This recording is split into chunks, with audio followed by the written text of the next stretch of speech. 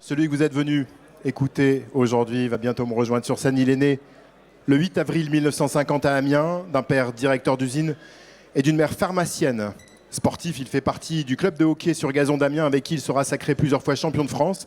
C'est à l'école primaire qu'il se prend de passion pour le journalisme grâce à son instituteur avec qui il publie le journal de l'école. Il entre à l'école supérieure de journalisme de Lille et travaille en parallèle à l'ORTF d'Amiens. En 1975, il obtient son diplôme et il est recruté par TF1. Il commence sa carrière en présentant le journal de 23 heures pendant 3 ans, avant de co-présenter le 13 heures aux côtés d'Yves Mourouzi jusqu'en 1980. Le 22 février 88, il prend les commandes du 13 heures et remplace le duo Mourouzi-Marie-Laure Augry. Et dès lors, il ne quittera plus son poste. Afin d'augmenter les audiences, il modifie totalement le journal en se concentrant sur les régions et en développant le réseau des correspondants locaux. Le succès est immédiatement au rendez-vous. Il devient extrêmement populaire auprès des téléspectateurs qui plébiscitent cette nouvelle formule. Il connaît un autre succès en 1991 en créant l'émission Combien ça coûte ? En septembre 2020, il annonce qu'il va quitter la présentation du 13 heures. Son dernier journal aura lieu le 18 décembre. Passionné de course automobile, il participe à de nombreuses compétitions, souvent aux côtés de son fils aîné. Il est encore aujourd'hui le journaliste préféré des Français et figure même parmi les personnalités préférées des Français. Mesdames, Messieurs, c'est un privilège de le recevoir à Amiens aujourd'hui. Merci d'accueillir Jean-Pierre Pernaut. Bonjour, merci de votre accueil, c'est sympa. Jean-Pierre, est-il possible de te souhaiter la bienvenue à Amiens, sur tes terres, chez toi ? Oui, non, c'est chez moi, mais ce n'est plus vraiment chez moi parce que depuis quelques années, j'y viens moins souvent, notamment depuis le décès de mon frangin qui était médecin à Amiens et que beaucoup d'entre vous connaissaient, de ma mère aussi qui a vécu jusqu'à l'âge de 102 ans et qui est morte il y a 3 ans. Ma fille vit toujours à Amiens, elle est médecin. Donc j'ai toujours mes attaches amiénoises. Je suis né à Amiens, mes 2 aînés sont nés à Amiens. Et puis tu as dit tout ce que j'avais fait, la cité scolaire. Avant de s'appeler Louis de Tuillier, c'était la cité. Et devant, il y avait une petite librairie qui s'appelait Martel d'ailleurs, qui a un petit peu changé depuis. Qui est devenu une grande librairie dont le dirigeant est là aujourd'hui. Amiens, et puis je suis content que M. Demilly, M. le sénateur, soit là, parce que l'origine de ma famille, c'est Albert, des 2 côtés, où mon grand-père paternel, Alfred, avait créé une usine de machines-outils avant la Première Guerre mondiale. Elle a été détruite pendant la Première Guerre mondiale, il l'a reconstruite à Amiens, elle avait été reprise par mon grand-père, elle a été détruite pendant la Deuxième Guerre mondiale, elle a été reprise par mon père, et elle a été détruite par la Troisième Guerre mondiale contre l'Allemagne, la guerre économique des machines-outils dans les années 70. Voilà, donc mon histoire, elle est amiénoise, un petit peu quevauvilloise avec ma mère. J'ai habité Quevauvillers pendant 20 ans. Et puis beaucoup de sport à Amiens, beaucoup de copains, beaucoup d'amis et toutes mes racines qui sont ici. Pour revenir sur cette immense carrière, il faut évidemment commencer par le début, par cette vocation pour le journalisme qui démarre lors de ton plus tendre, à l'école primaire, me semble-t-il. Alors, ce sont des choses que je raconte dans mon livre qui s'appelle 33 ans avec vous et que vous pourrez peut-être acheter après cette conférence si vous le souhaitez. Je raconte toute mon histoire à la fois privée et publique. Voilà, j'ai commencé effectivement à Quevauvillers avec l'instituteur du village. On avait non pas un bulletin scolaire, c'était le journal du village qui s'appelait Quittum Villa et j'ai commencé à raconter. Le journaliste, c'est quelqu'un qui doit être curieux, qui aime bien raconter aux gens ce qu'il vit. Et moi, je m'énervais à l'époque parce que ma mère était conseiller municipal et il n'y avait à Quevauvillers de l'éclairage public que devant les domiciles des conseillers municipaux. Et déjà à l'époque, ça m'énervait ce piston. Et c'est pour ça que de temps en temps, les politiques ne m'aiment pas trop, parce que de temps en temps, je dénonce dans mes émissions des anomalies comme l'argent public gaspillé ou des choses comme ça. Ça vient de Quevauvillers, à cause de l'éclairage public au-dessus de ma maison. C'était vraiment un métier fait pour toi. Si tu n'avais pas été journaliste, quel autre métier tu rêvais de faire quand tu étais enfant ? Alors, tout à fait, de manière anecdotique, j'aurais aimé être avocat, mais quand j'étais plus petit, je voulais être curé. Et un jour, le curé de Quevauvillers s'est cassé une jambe en fermant ses volets. J'ai trouvé que c'était trop dangereux. J'ai retrouvé une image d'archive, 1972, c'est ta première télé, regarde.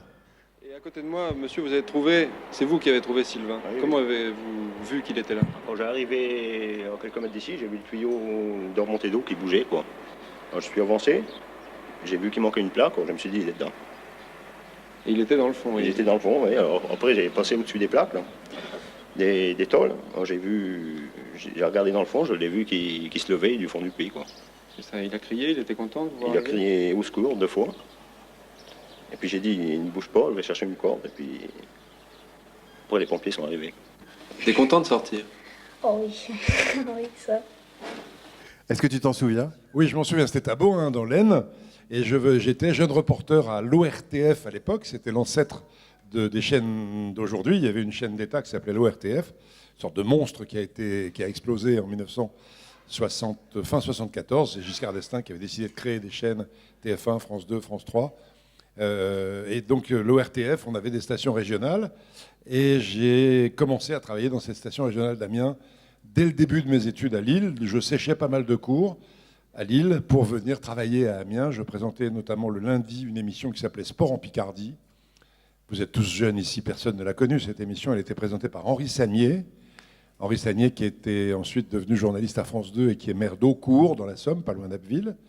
Et Henri, c'est lui qui est le premier à m'embaucher. Je travaillais avec lui dans Sport en Picardie. Et de temps en temps, je faisais des reportages aussi qui me conduisaient à Beaune, dans l'Aisne. Et on dit que c'est ma première télé. C'est pas la première télé.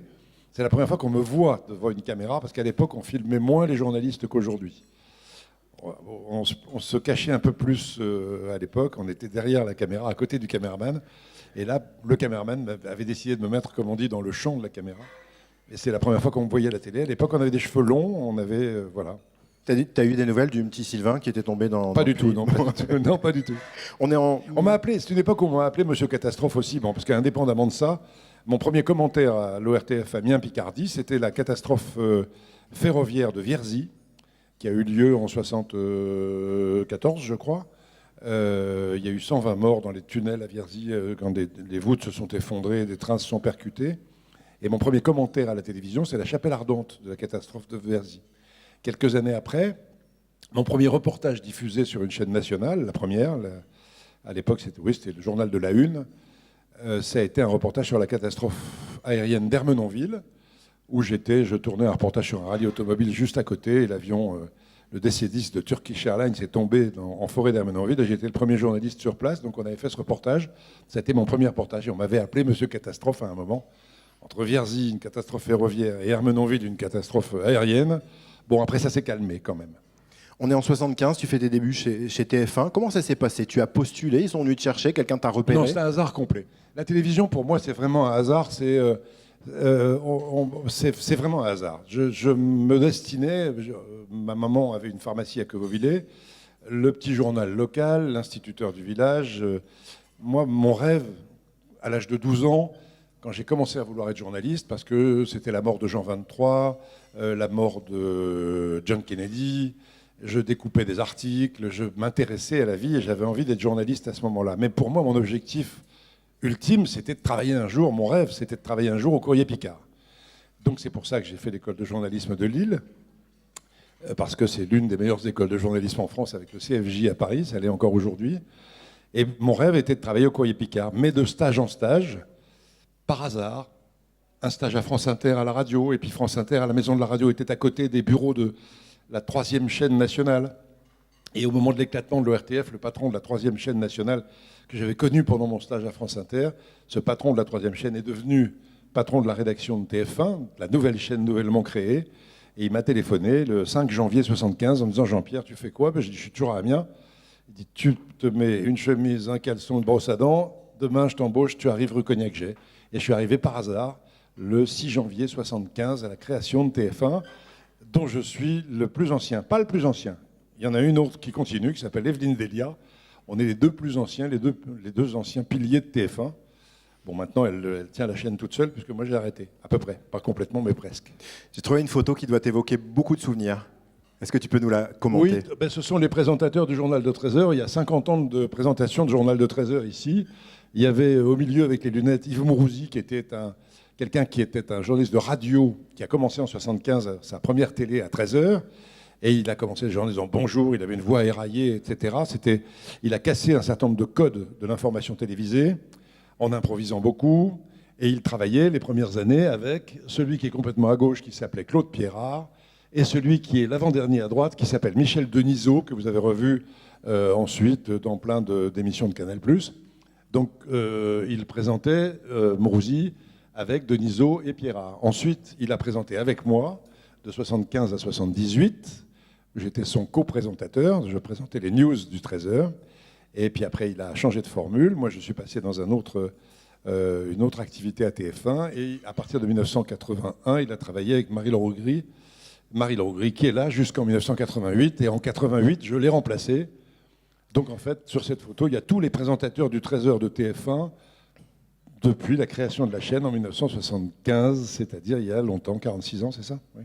Merci pour la transition. 22 février 88, tu prends la tête du Trésor et tu remplaces un duo, effectivement, Yves Mourouzi, Marie-Laure Augry, qui semblait à l'époque irremplaçable. Comment ça s'est passé? Qui vient te chercher? Qui te propulse? Personne n'a jamais été irremplaçable à la télé, et je peux le dire. De temps en temps, quand vous entendez dire il est irremplaçable, Pernod est irremplaçable, c'était pas vrai, la preuve, j'ai été remplacé. Donc à la télé, personne n'a jamais été irremplaçable. Il y a des gens qui disent Drucker est irremplaçable, c'est pas vrai. Le jour où Drucker arrêtera, il sera remplacé. Le jour où j'ai arrêté, j'ai été remplacé. Le jour où Mourouzi a arrêté, il a été remplacé. La télévision est faite de gens qui passent comme ça, auxquels on s'attache. On peut s'attacher à eux. Pourquoi? Parce qu'on fait partie des meubles, parce qu'on est au bout de la table, parce qu'on est avec les uns et les autres. Tout à l'heure, j'ai croisé une dame qui a beaucoup pleuré le 18 décembre, le jour où j'ai arrêté. Il y en a plein de gens ont pleuré, des gens, des jeunes, beaucoup de jeunes d'ailleurs, parce que j'avais accompagné leurs grands-parents, etc. Mais on est forcément remplacé, parce que la télévision, elle évolue au fil des années. Ce qu'on faisait il y a 50 ans ne ressemble pas du tout à ce qu'on fait aujourd'hui. Tout à l'heure, tu évoquais l'émission Combien ça coûte, on y reviendra peut-être. C'est une émission qui a été la première en France à oser parler d'argent en prime time, en première partie de soirée, pardon. Je déteste les anglicismes. Donc en première partie de soirée, on a été les premiers à parler d'argent avec cette émission qui s'appelait Combien ça coûte. Je ne sais plus pourquoi je vous parlais de combien ça coûte, mais bon, j'ai eu un petit trou là, mais c'est pas grave. Bon, je reviens sur cette nomination au Trésor. Comment la direction de TF1 prend la décision de te propulser à l'antenne? Alors, parce que les audiences, parce qu'une chaîne comme TF1 est une chaîne privée qui ne vit que de la publicité. Nous n'avons pas un sou d'argent public, nous n'avons pas un sou d'argent public, contrairement à France Télévisions, qui est une chaîne d'État, avec un petit peu de publicité, mais avec de l'argent voté à l'Assemblée, qui décide, ou au Sénat, qui décide quels sont les budgets qui vont être alloués aux chaînes de télévision, enfin partiels, puisqu'il y a aussi un peu de pub. Nous, on n'a pas du tout d'argent public. Voilà, donc... Donc les audiences sont importantes et à un moment donné, les audiences d'Yves Mourouzi sont moins bonnes. Les audiences sont importantes. Il faut changer le format. Et quand la chaîne a été privatisée en 1987, l'audience d'Yves Mourouzi avait commencé à baisser à 13h et le journal de France 2 présenté, les plus anciens s'en souviennent peut-être, par William Lémergie et Patricia Charnelet. Le journal de France 2 était passé devant celui de TF1, ce qui était le cas aussi à 20h où les journaux de France 2 étaient passés devant ceux de TF1. Donc il fallait absolument réagir. TF1, pour le 20h, a commencé par embaucher PPDA, Patrick Poivre d'Arvor. Aussitôt, l'audience du 20h a monté. Et à 13h, ils ont enlevé Mourouzi et ils se sont dit par qui on va le remplacer. Alors, ils ne savaient pas du tout par qui le remplacer. Mourouzi faisait un journal essentiellement parisien, sortait beaucoup dans Paris, faisait partie de ce qu'on appelle le tout Paris. Voilà, c'était un bon vivant de Paris. Avec des histoires autour de lui. Il y a eu un jour un attentat chez lui, il y a eu des tas de trucs. Bon, bref, et l'audience baissait. Et puis à 23h, ils avaient un jeune gars, enfin pas aussi jeune que ça, j'avais 34 ans, qui n'arrêtait pas de râler dans les couloirs, parce que je ne supportais pas d'entendre les journaux télévisés ne parler que de Paris. Il tombait 3 flocons sur le pont de l'Alma, c'était l'ouverture du journal d'Yves Mourouzi. Il tombait je ne sais pas, tout le bal des pompiers pendant 40 ans a été tourné dans la même caserne des pompiers le 14 juillet, le caserne de la rue Malard, dans le 7e arrondissement, à côté de la rue Cognac-Gay. Les journaux télévisés nationaux, à l'époque, ne parlaient jamais des régions, sauf quand les hommes politiques nationaux rentraient chez eux. Par exemple, on parlait de Marseille uniquement quand Gaston Defferre rentrait chez lui le week-end. Mais on n'a jamais vu le vieux port, on n'a jamais vu des bateaux, on n'a jamais vu des gens se baigner. On n'a jamais parlé des vacances à la télévision. La télé était purement institutionnelle. Et ça m'énervait quand on était, nous, bloqués par sous un mètre de neige à Amiens. Les journaux, ce qui était le cas à l'époque. Je suis né le 8 avril, il y avait 20 cm de neige à Amiens à cette époque-là. Mais bon, ça a changé. Toujours est-il, donc ça m'énervait de voir que les télés ne parlaient pas des régions. Et la direction de TF1, c'était Patrick Lelay, breton, et Étienne Moujotte, un immense monsieur de la télé, de l'histoire de la télé, m'ont appelé en me disant « Jean-Pierre, si on te met au 13h, qu'est-ce que tu fais ?» Je dis « Je parle des régions. » « Comment tu fais ?» Et si on créait un réseau de correspondants en région? Jamais personne dans l'audiovisuel national n'avait pensé qu'on pouvait avoir, dans une chaîne nationale, des correspondants en région. Et j'ai créé ce réseau en 1988. À partir de 1988, Pour la Picardie, par exemple, c'était un partenariat avec la Voix du Nord et le Courrier Picard, et un bureau installé à Lille. Malheureusement, je n'ai pas réussi à l'installer à Amiens, mais le bureau est installé à Lille avec un monsieur qui s'appelle Jean-Michel Laubry au départ. Après, ça a été Pierre-Yves Grenu, puis Sébastien Ambert, qui est aujourd'hui représentant de TF1 là-bas. C'est un partenariat avec la presse quotidienne régionale. Aujourd'hui, on a 19 bureaux dans pratiquement toutes les régions françaises, avec à peu près 150 journalistes qui permettent d'alimenter d'abord le journal de 13 heures depuis 30 ans, et puis depuis une dizaine d'années, les journaux de 20 heures aussi se sont mis à cette information de proximité qui avant n'intéressait pas du tout les médias. Et je pense que voilà, on s'est aperçu que la proximité était importante.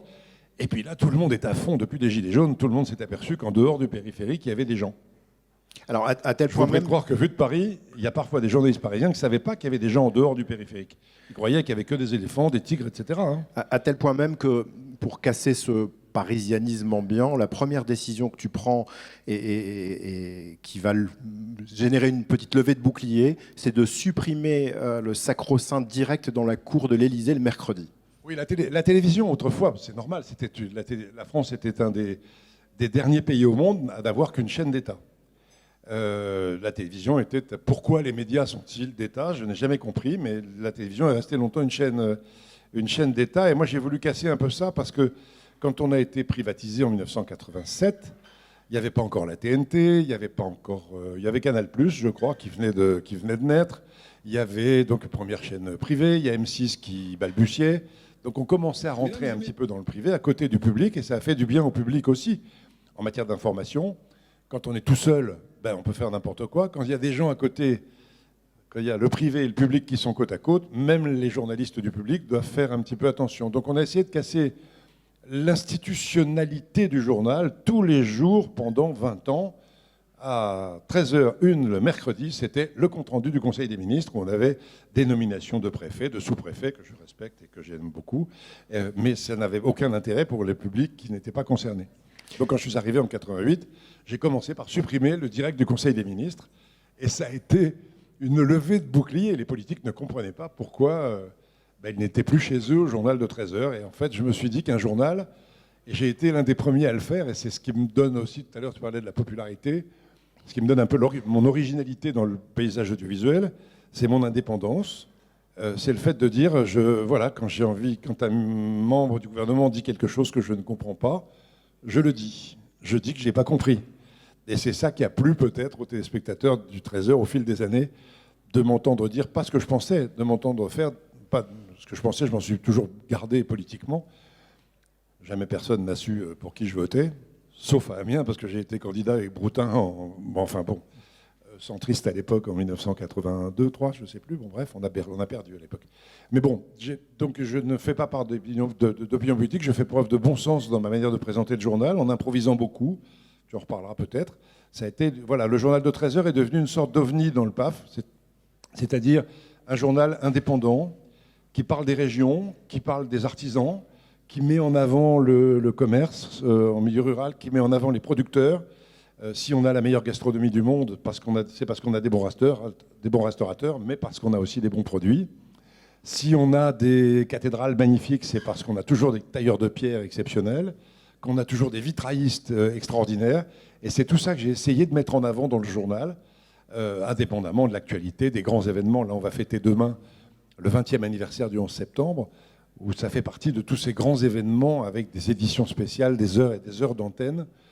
Si ça vous intéresse, je peux vous raconter comment on conçoit, comment on essaie d'imaginer des éditions spéciales quand il y a des grands événements. Mais il y a des grands événements, mais à côté de ça, il y a cet intérêt pour les régions. On m'a reproché de faire de la caricature des régions. Je pense que ce n'est pas de la caricature. On parlait autrefois de métiers en voie de disparition. Maintenant, on parle de métiers d'art. Pour situer, c'est Jack Lang qui était le premier d'ailleurs, à dire arrêtons de parler de métiers en voie de disparition. Un charron qui fabrique des roues en bois, c'est un métier d'art. Et c'est vrai que ces métiers disparaissaient. Et puis, grâce à ce qui se passe à Conti, les courses d'attelage, le métier de charron a redécollé en France. Et maintenant, il y a plein de jeunes apprentis qui se battent pour devenir charron à leur tour. Bon, j'ai contribué à ça, j'en suis très très fier au fil de ces 30 ans. Tu parlais de cette particularité, cette singularité même qui est liée à ta liberté de ton, où tu t'autorisais le fait de commenter, de donner ton avis personnel. Il y avait une autre spécificité, et là tu es le seul, je pense, dans tout le paysage audiovisuel français, c'est le fait que tu n'avais pas de prompteur. Alors ça, ça aussi. Vous savez, quand vous regardez la télévision, les présentateurs vous regardent. Et en fait, ils ne vous regardent pas, ils lisent un texte qui défile devant l'écran grâce à un système de glace sans teint. Et avec leur texte qui défile.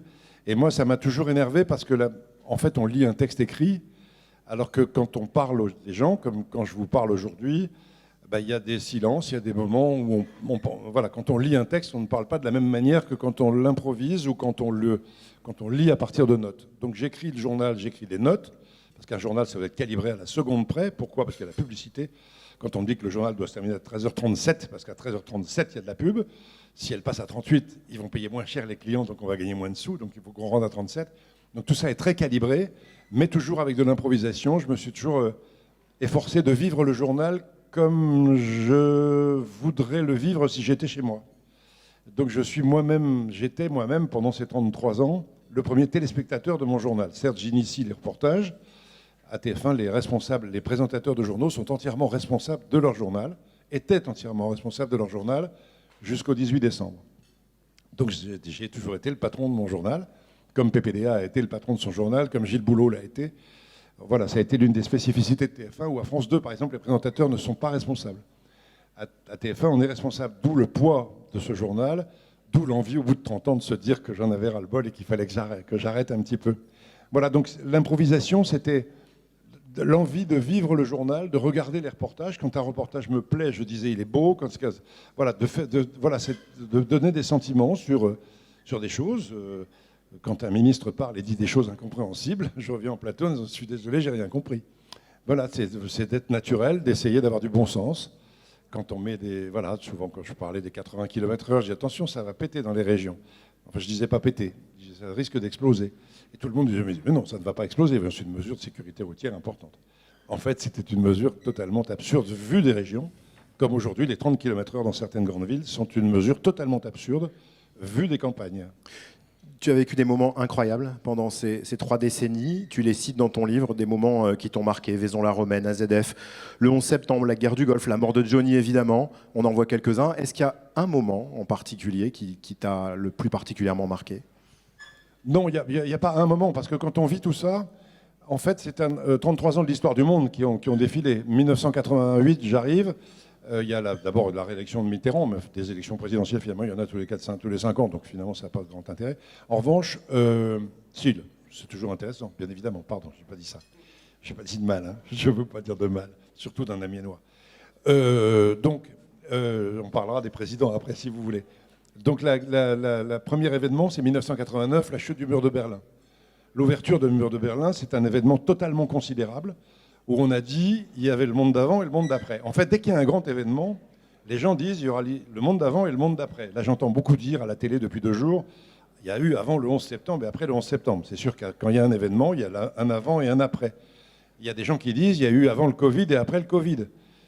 À chaque fois, des gens veulent nous faire croire que le monde change. Je ne pense pas que le monde change, le monde chemine. Le monde avance doucement et avec des événements qui sont des cassures, qui sont des moments de l'histoire qu'on retient.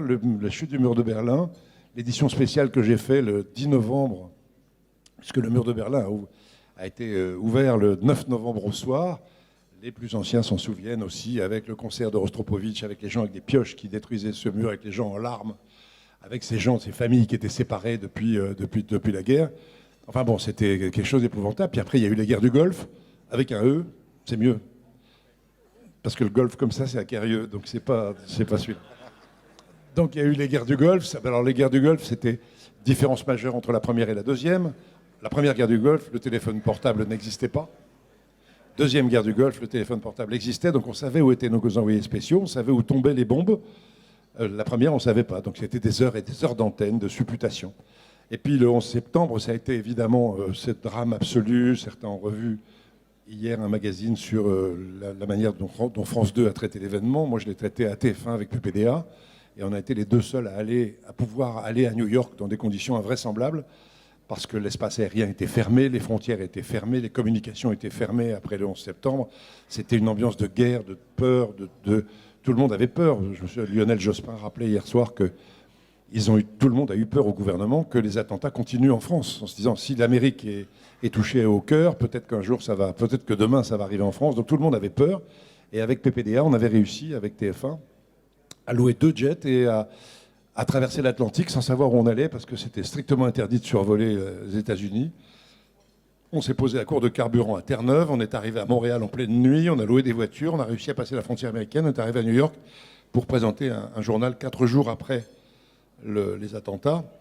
Donc ce sont des souvenirs qui restent gravés dans ma mémoire, parce que là, on est vraiment là où les téléspectateurs veulent qu'on soit. Et à l'époque, on faisait beaucoup d'extérieur comme ça. Quand il y avait des grands événements, on allait en extérieur. Aujourd'hui, je ne sais pas si vous avez remarqué, les présentateurs de journaux bougent moins qu'avant, tout simplement parce que la technologie a évolué. Et aujourd'hui, on peut être en direct partout. Donc là, par exemple, on n'a pas besoin d'aller à Kaboul. Le présentateur Gilles Boulot n'a pas besoin d'aller à Kaboul. On a des reporters qui sont là-bas, c'est compliqué d'y aller, mais qui envoient des reportages en temps réel pratiquement. Donc toute l'évolution technologique, je l'ai accompagnée pendant ces 30 ans. Et en même temps, l'information évolue, la manière de traiter l'information, parce que tout simplement, on a des téléphones portables maintenant. Maintenant, on envoie des fichiers numériques. Enfin, tout ça est rapide. Avant, on envoyait des cassettes. Avant, on envoyait des films qu'il fallait développer, qu'il fallait couper. Donc tout ça évolue et j'espère que ça vous plaît quand vous regardez les journaux. Tu en as un peu parlé, les politiques, tu les as presque tous reçus sur ton plateau. Je parle là des présidents de la République, Mitterrand, Chirac, Sarkozy, Emmanuel Macron, sauf François Hollande. Ouais, j'ai pas eu l'occasion de faire d'émission avec François Hollande. J'ai commencé en fait avec Giscard d'Estaing, parce que j'ai couvert la campagne électorale de Valéry Giscard d'Estaing en 1981.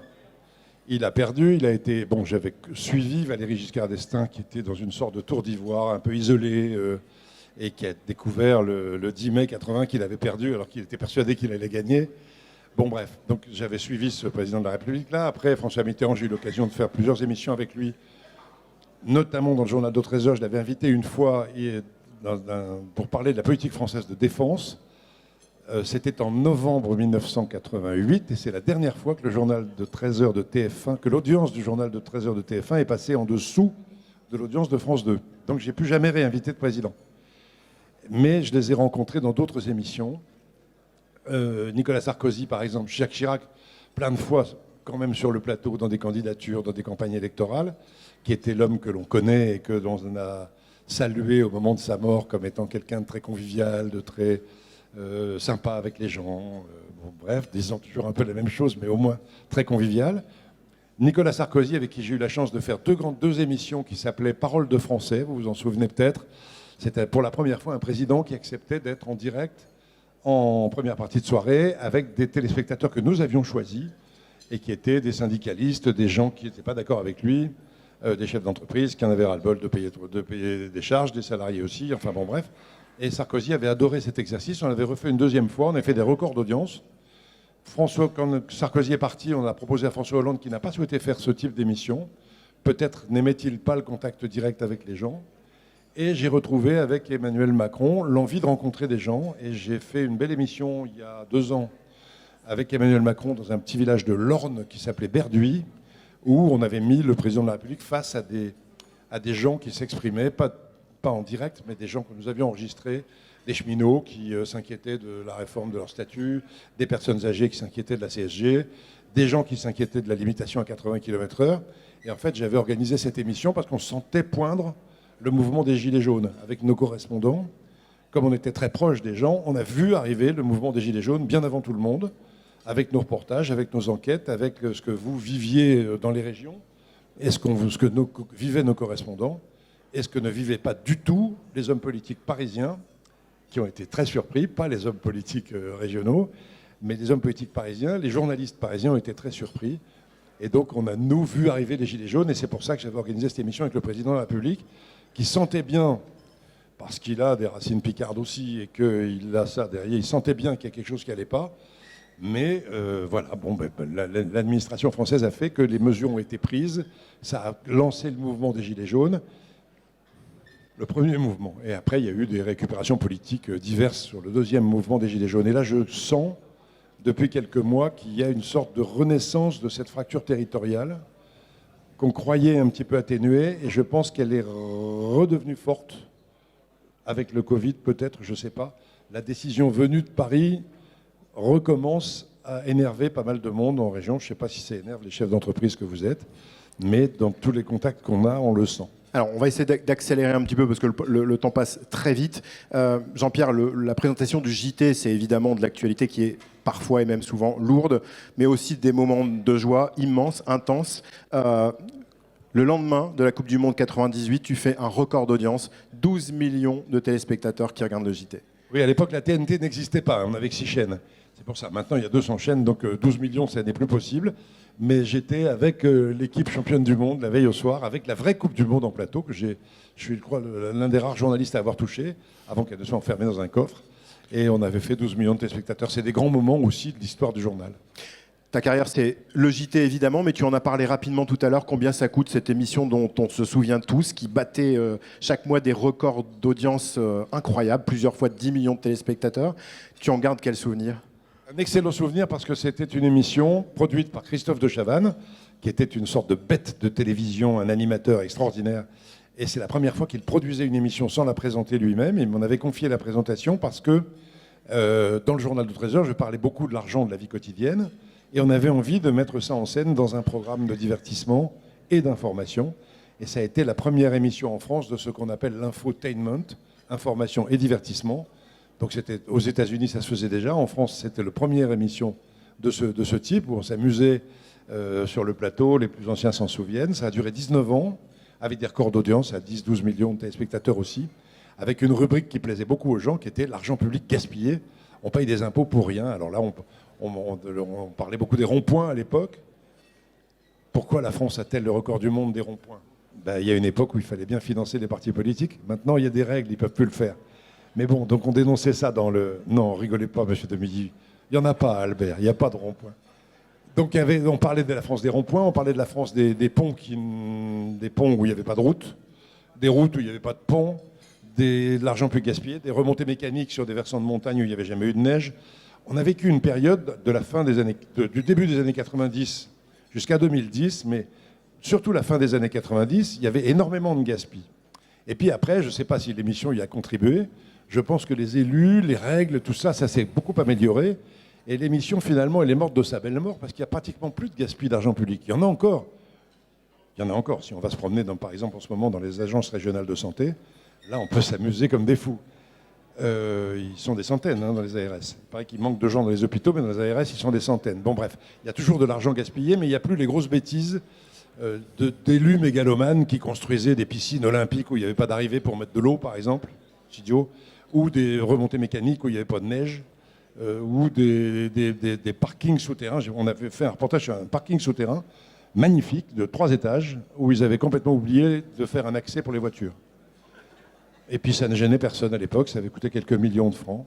Ou des rocades qui étaient construites pour contourner des villages, pour éviter que les camions traversent les villages, mais sur la rocade, les ponts étaient trop bas pour que les camions passent. Et ça faisait rigoler tout le monde. C'était dans le Pas-de-Calais, celui-là. 33 ans. Combien ça coûte ? Ça a été une histoire fabuleuse où on dénonçait ça et on s'est bien amusé. 33 ans, Jean-Pierre, et il fallait que ça s'arrête. Ça s'est arrêté le 18 décembre 2020. On verra que ça ne s'est pas tout à fait arrêté parce que tes activités sont encore multiples. Comment tu as pris la décision, après 3 décennies, de te retirer et de laisser la place à Marie-Sophie Lacaro ? Parce que j'ai d'autres passions dans la vie, le sport automobile avec mes enfants. Je cherche des sponsors d'ailleurs pour mes enfants, si ça vous dit, n'hésitez pas. Tous les chèques sont acceptés, même ceux qui ne sont pas du Crédit Agricole, mais bon. Donc non, le sport automobile, c'est une de mes passions. Le théâtre est une autre passion où j'ai écrit 2 pièces de théâtre avec ma femme qui est comédienne, qui là va jouer une autre pièce que nous n'avons pas écrite, mais on va en écrire une 3e bientôt. Et pendant le premier confinement, je me suis dit qu'à 70 ans, 3e personnalité préférée des Français dans le JDD, présentateur préféré des Français. À 70 ans, je pouvais peut-être arrêter, travailler à un autre rythme, et je travaille beaucoup aujourd'hui, mais à un autre rythme. Je n'ai plus la responsabilité d'un journal, je vous ai parlé de la responsabilité. C'est vrai que tous les jours, quand on a 5 millions de téléspectateurs, le 13h premier journal télévisé en Europe par son audience à la mi-journée et l'un des 10 plus grands journaux télévisés du monde par leur audience hors Asie. En Asie, on n'a pas les chiffres en Chine et au Japon. Donc hors Asie, c'est le 9e journal télévisé du monde et c'est le premier journal télévisé d'Europe à la mi-journée.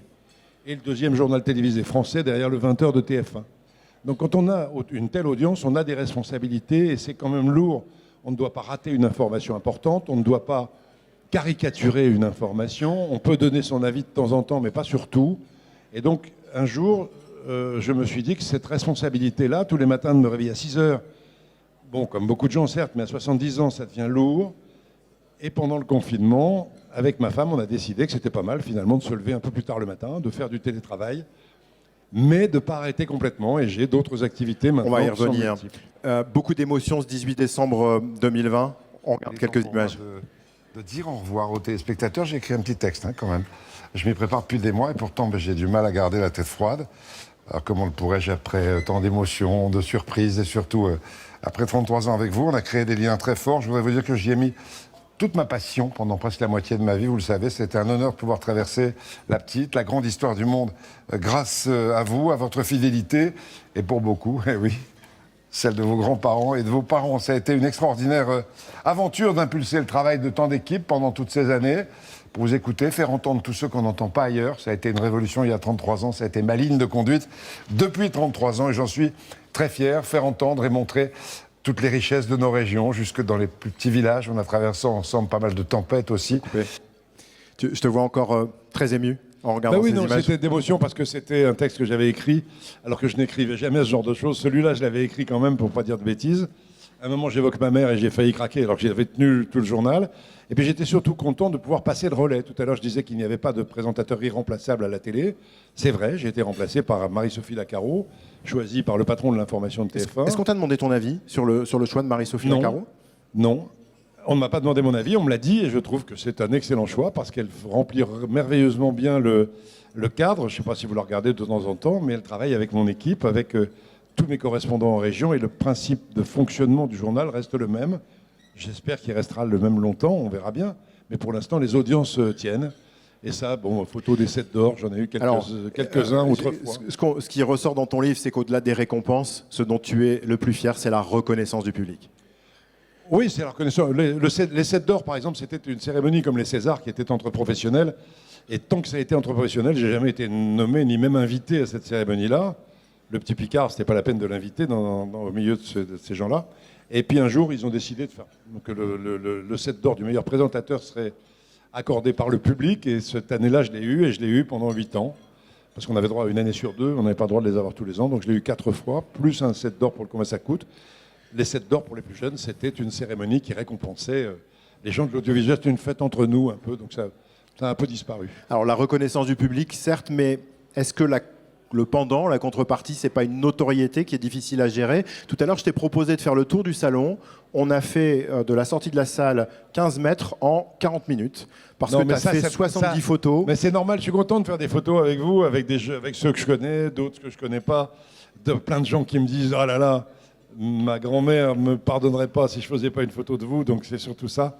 Donc non, c'est normal, la notoriété, on est reconnu, mais je fais le même métier que tous les journalistes du Courrier Picard ou de tous les journalistes de France, sauf qu'on est connu, on a une caméra, on a davantage de monde, on a 5 millions de téléspectateurs, il y en a eu jusqu'à 8 avant la TNT, donc c'est cette responsabilité-là. Et puis après, c'est vrai qu'on est parfois suivi par des paparazzis, parfois on est la cible de campagnes sur les réseaux sociaux maintenant, c'est ce que je raconte dans mon livre. On vit des choses, mais finalement on les choisit, ces choses-là. J'ai pu, un de mes confrères disait « Oh là là, qu'est-ce que c'est triste qu'est-ce que c'est chiant, pardon, d'être reconnu tout le temps dans la rue ». Mais il disait, à côté de ça, si on n'était pas reconnu, ce serait encore plus chiant.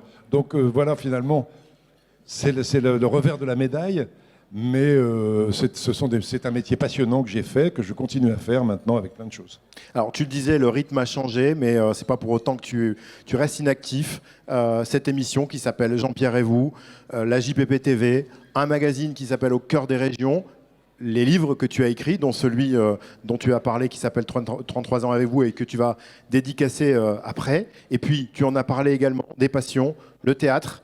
La course automobile, dis-nous en 2 mots, parce qu'on sent que ça te colle à la peau, le rallye La automobile. course auto, mais ça vient d'ici, ça vient d'Amiens, où mon papa industriel à Amiens, donc, a été l'un des fondateurs de l'association sportive automobile de Picardie, de l'ASA Picardie.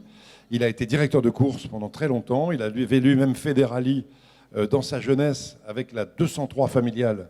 À l'époque, on faisait le rallye de Picardie avec sa 203. Ça, c'était dans les années 60. Mon frère aîné, lui, a été l'un des fondateurs de l'écurie Somme. Il faisait des rallyes dans les années 70, à la grande époque des Austin Cooper S. Je ne sais pas si vous vous souvenez de cette époque, certains d'entre vous. Et puis, donc, j'ai été élevé dans le parfum de l'odeur dans le parfum de l'huile de ricin qu'on mettait dans les moteurs pour que ça carbure plus vite. Le rallye du Touquet, le rallye de Picardie, ces rallyes-là, j'adorais l'ambiance du sport auto. Je n'en ai pas fait parce que je faisais du hockey sur gazon, après du journalisme. Et puis avec mon fils aîné, qui est au milieu, là, Olivier, qui est lui devenu pilote. Il est ingénieur en mécanique et en gestion d'entreprise. Et puis là, il a la chance inouïe de pouvoir vivre de sa passion, de vivre du sport automobile, en étant team manager d'une écurie et en faisant des courses. Il est champion de France. Et j'ai fait plein de courses avec lui sur circuit et une quinzaine d'années de courses sur glace. Ça passe très vite. On est quasiment au terme de notre entretien d'aujourd'hui. Tu m'as dit avant de le commencer que tu aimerais qu'il y ait des questions du public. Et là, on sent encore ton attachement. Et on va prendre donc 1, 2, 3 questions du public. Qui souhaite poser une question à Jean-Pierre Pernaut? Allez-y, posez-moi des questions sur des choses que j'aurais oublié de dire ou des thèmes que Eddy ne m'a pas fait aborder. Je ne vois pas de main qui se lève. Est-ce que je connais Evelyne Delia? Oui, je la connais, elle est vachement sympa. Alors justement, tiens, je t'en pose une, moi. Est-ce que tu as des amis à la télé? Mais j'en ai quelques-uns forcément, parce que par exemple, j'étais il y a quelques jours encore avec Jean-Pierre Foucault, qui est quelqu'un que j'adore. Bon, il n'est pas picard, il est de Marseille. Personne n'est parfait. Ben non, personne n'est parfait. J'ai pas mal d'amis, pas mal de copains, mais je suis quand même un peu indépendant. Je suis quand même un petit peu, pas un ours dans l'audiovisuel, mais j'aime bien être tranquillement chez moi. Voilà, je suis très copain et j'ai plus de copains que d'amis dans l'audiovisuel. D'accord. Question du public. Allez, la première est la plus difficile. Je suis sûr qu'il y a une main qui va se lever. Pour qui? En même temps, c'est pas facile de prendre la parole. Si vous ne devant posez 300 pas de questions, vous allez me faire croire que je ne vous ai pas intéressé du tout. Ou alors, tu nous as peut-être déjà tout dit. Nathalie, je suis sûr que tu as une petite question pour Jean-Pierre. Lève-toi, Nathalie, de la société Point de Repère, adjointe au maire d'Amiens. J'avais eu l'occasion, étant à avoir l'honneur de manger à côté de Jean-Pierre Pernaut, de lui poser quelques questions déjà. Une qui peut peut-être intéresser tout le monde. Quel regard a sur les caricatures de Jean-Pierre Pernaut à Canteloup et tout ça, ça peut être assez amusant. C'est pareil quand on est la cible des paparazzi ou quand on est la cible des réseaux sociaux sur des vraies ou des fausses campagnes. C'est vrai qu'on a parfois des caricatures. Bon, alors, voilà, j'ai un gros nez, j'ai des oreilles décollées, etc. Mais c'est des caricatures. Chez Canteloup, il me fait passer pour un retraité aujourd'hui avec la couverture sur les genoux et qui passe son temps à râler contre sa femme. Non, mais la caricature, elle fait partie aussi du métier. Elle fait partie de... Voilà, le plus difficile dans ce métier, finalement, c'est d'y habituer les enfants. Les guignols de l'info m'ont fait passer pour un immonde facho pendant des années. C'est un humour que il était de bon ton à Paris de dire que le guignol de l'info, c'était bien, c'était chouette. Et moi, j'ai toujours dit que c'était moche, c'était nul. Et c'était un humour profondément malsain.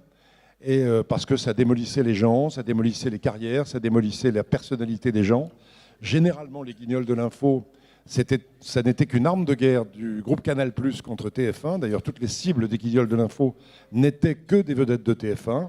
PPDA, Jean-Pierre Pernaut, Anne Sinclair, Johnny Hallyday parce qu'on retransmettait ses concerts, ce que ne faisait pas France Télévisions. Bon, je sais pas, le sport automobile, toutes les cibles de Canal+, dans les guignols, c'était TF1. Et on me faisait passer pour un facho. Et le plus difficile, quand mes enfants étaient en fac ou à l'école, c'est que les copains disaient « Alors, ton père, c'est un facho, il veut tuer tous les Arabes ?» Non, ça, c'est ce que disent les guignols de l'info, qui ont un humour malsain. Mais c'est assez compliqué à supporter parfois. C'est des caricatures quand elles sont agressives et méchantes. Une autre question, Jean-Pierre, ici dans le fond de la salle avec Stéphane Descombes, que tu connais, qui dirige le magazine Sileco. Depuis 15 ans. Depuis 15 ans, tout à fait, Jean-Pierre. Alors, c'est plus un témoignage, en fait, qu'une question. Un témoignage et des remerciements aussi que je vais me permettre de te faire aujourd'hui. D'abord, un témoignage en tant qu'ancien, puisque tu as été mon patron. Et j'ai beaucoup appris avec toi j'étais jeune reporter, à combien ça coûte. Et j'ai un souvenir extraordinaire d'une engueulade, où je me suis pris une engueulade par Jean-Pierre parce que j'avais eu le malheur de lui remettre un reportage sur le golf, d'ailleurs, sur le golf immobilier, sur l'immobilier dans le golf. Un reportage qui n'était pas parfait à ton sens. Et donc tu m'as renvoyé en studio en me disant « Tu n'as pas le droit de me rendre un reportage qui n'est pas parfait pour une seule raison. Tu es comme moi, tu es amiénois. » Et du coup, je suis reparti avec ça, je suis reparti en montage, je t'ai resoumis ce reportage qui finalement a été diffusé, mais je me souviens de ça. Et ce côté amiénois que tu as gardé, aujourd'hui, on te doit un grand merci. Je pense que tous les gens qui sont ici, qui participent au développement économique de notre ville et de la métropole, là je prends peut-être ma casquette d'adjoint au maire, mais te doivent un grand merci pour tous ces encouragements, pour tous ces reportages que tu as pu faire sur notre belle ville. Merci Stéphane. Mais Merci. je n'ai pas souvent râlé. J'ai la réputation d'être un râleur dans mon bureau, dans mon boulot, c'est vrai. Mais parce que c'est vrai qu'on doit faire attention à tout ce qu'on dit, parce que tout ce qu'on dit peut être interprété, donc il faut essayer de limiter les dégâts, et il faut essayer de faire des bons reportages, donc parfois je suis difficile. Quant à la ville d'Amiens, si vous l'aimez, il y a un beau reportage qui va passer samedi prochain, pas demain, pas après-demain, samedi 18 septembre, à 13h30, juste après le journal d'Anne-Claire Coudray, dans le magazine Grand Reportage. Il y a un grand reportage sur les traditions du Nord-Pas-de-Calais et de la Picardie. Et pour la Picardie, ce sera bien évidemment un petit passage à la cathédrale d'Amiens, qui, comme je l'ai dit 1000 fois, est la plus belle du monde, comme la baie de Somme, d'ailleurs. Donc voilà. Et donc ça passe le 18 décembre, les traditions du Nord-Pas-de-Calais, Picardie. J'arrive pas à dire Hauts-de-France. Vous savez pourquoi ? Parce que les habitants des Hauts-de-France n'ont pas de nom. Donc je ne parle pas des Hauts-de-France, ni du Grand Est. Il y a des Alsaciens, il y a des Lorrains, il y a des Picards, il y a des Ch'tis. Des Hauts-de-Français, il n'y en a pas, et des Grands Estins, il n'y en a pas. Donc je ne parle pas des ennemis. Ça, c'est d'une vision administrative. De même que, par exemple, dans mes coups de gueule, je ne parle jamais. Je dis aux élus, par exemple, de faire attention. Les élus parlent des territoires. Vous entendez beaucoup depuis que M. Castex est Premier ministre. On parle des territoires. Vous regardez dans le dictionnaire ce que signifie le mot territoire. Territoire, ça signifie zone sur laquelle s'exerce une autorité. Ben moi, je parle des régions et je ne supporte pas qu'on parle des territoires. Territoire, c'est appartenir à. La Picardie n'appartient pas à une administration. La Picardie, elle a une culture. L'Alsace a une culture. Le Pays Basque a une culture. Ce ne sont pas des territoires, ce sont des régions. Et je réfute ce mot territoire comme j'ai longtemps réfuté le mot de province. Pour moi, il y a le même aspect condescendant au mot territoire. Donc j'essaie de lutter contre ça. Et je lutte dans mon magazine Au cœur des régions, que je vous conseille d'acheter. Après mon bouquin, parce que le bouquin, il est bien aussi. Il y a Au cœur des régions, c'est un bimensuel qui se veut être un news magazine des régions, pas seulement pour dire qu'elles sont belles, mais pour dire qu'elles ont besoin d'être défendues. Par exemple, dans le numéro qui est sorti la semaine dernière, il y a un gros dossier sur les éoliennes. Et on raconte, enquête à l'appui, que ça ne sert à rien, ça n'est pas écologique, ça coûte une fortune, et qu'il faudrait peut-être arrêter ça. Mais bon, je ne suis pas le seul à le dire. De plus en plus d'associations le disent, de plus en plus de journalistes le disent. L'Académie des sciences commence à dire attention, éolienne, c'est une catastrophe. Il y a un mystère autour de l'éolien, vous l'avez remarqué, quand vous arrivez de Paris, ou quand vous êtes habitué, vous vivez au milieu des éoliennes. Les Français sont pour les éoliennes, nous disent les sondages, parce que les Parisiens sont pour les éoliennes, et en Ile-de-France, il n'y en a pas. Mais dans la Somme, je ne pense pas qu'une majorité de gens soient pour les éoliennes, à la campagne. En Corse non plus. Donc voilà, les éoliennes, c'est une catastrophe écologique. C'est une catastrophe financière et ça fonctionne un jour sur 3, donc n'importe comment, ça ne peut pas marcher. Jean-Pierre, une dernière question.